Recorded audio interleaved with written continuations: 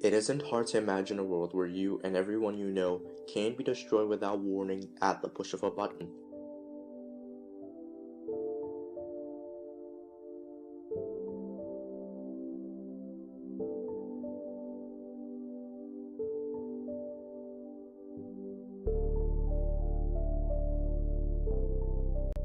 This was an actuality for many during a period of 13 days known as the Cuban Missile Crisis, where the world came closest to nuclear devastation.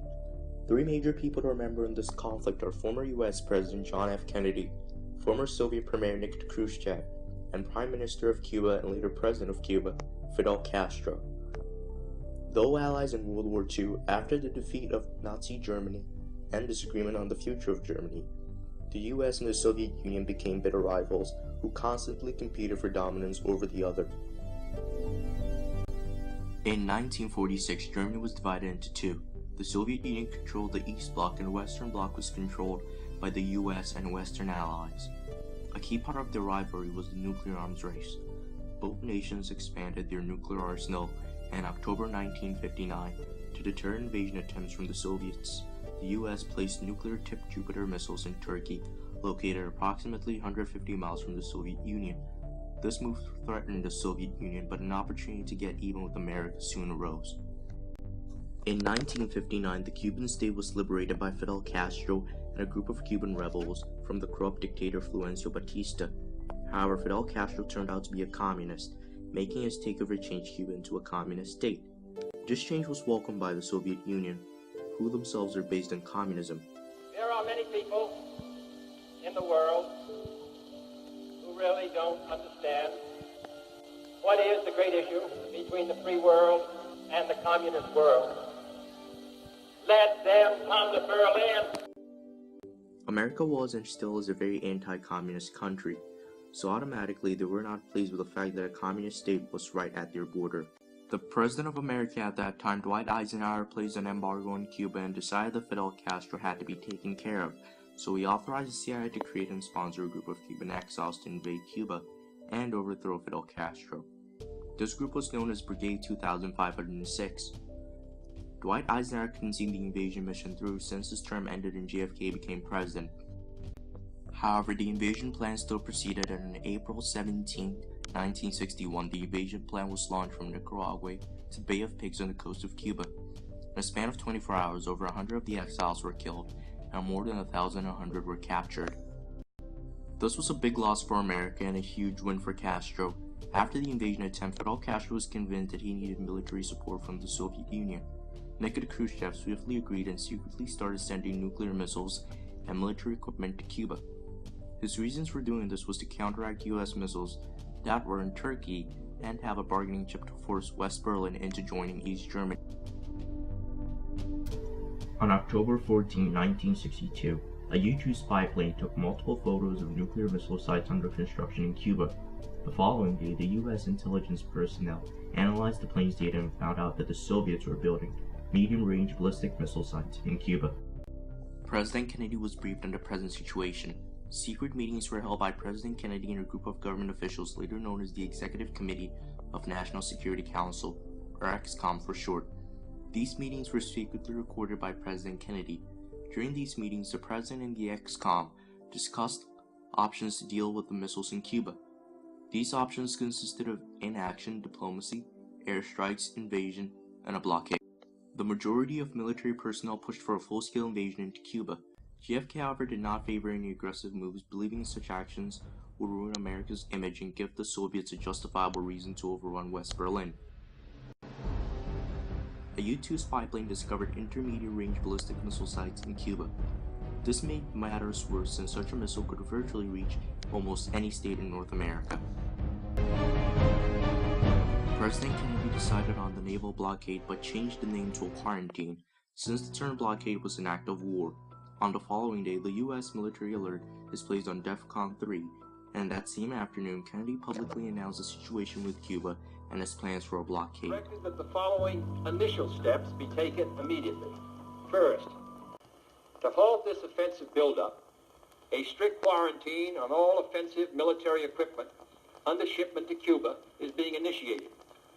All ships of any kind bound for Cuba from whatever nation or port where they found to contain cargoes of offensive weapons be turned back.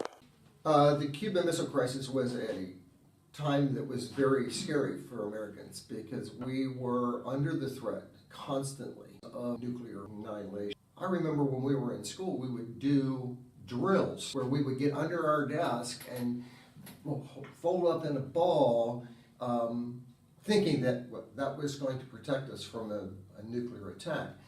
Now, during that time frame, it did affect Americans. It was a scary time for us. And the reason why was because of the nuclear attack that was imminent in our minds. The U.S. Navy moved in to put a blockade on Cuba. The next day, conflict between the U.S. and Soviet vessels built to a dangerous level, and for the first time in U.S. history, the Strategic Air Command is placed at DEFCON 2, a state of military readiness one step away from nuclear warfare. Letters were sent back and forth from the White House to the Kremlin as both leaders tried to communicate and reason with one another, knowing any blunder could potentially mean a nuclear holocaust for this world. On the following day, Fidel Castro sent a letter to Nikita Khrushchev, urging him to launch a nuclear first strike against the U.S. Nikita Khrushchev ignores him and sends a message to Kennedy with an offer to end the crisis, asking the U.S. to lift the quarantine and pledge to not invade Cuba in exchange for the removal of Soviet missiles from Cuba. The 12th day of the Cuban Missile Crisis dawned with the United States and the Soviet Union on the brink of nuclear confrontation. Nikita Khrushchev sends a second message implying that any proposed deal must have the removal of U.S. missiles in Turkey. After a tense discussion with the ex-com, JFK ignored Khrushchev's second message and responded to the first message instead. Kennedy wrote a message to Khrushchev with steps to remove missiles from Cuba and a pledge to not invade Cuba. This critical message was sent through his brother, Attorney General Robert F. Kennedy, who met with Soviet Ambassador Anatoly Dobrynin to finalize this compromise. Robert Kennedy indicated that America was already planning to remove their missiles in Turkey, but the removal of the missiles in Turkey could not reach the public's ears and must be kept secret. The Soviets began to dismantle their missiles by November 1962, and on the following April, the U.S. removed their missiles from Turkey.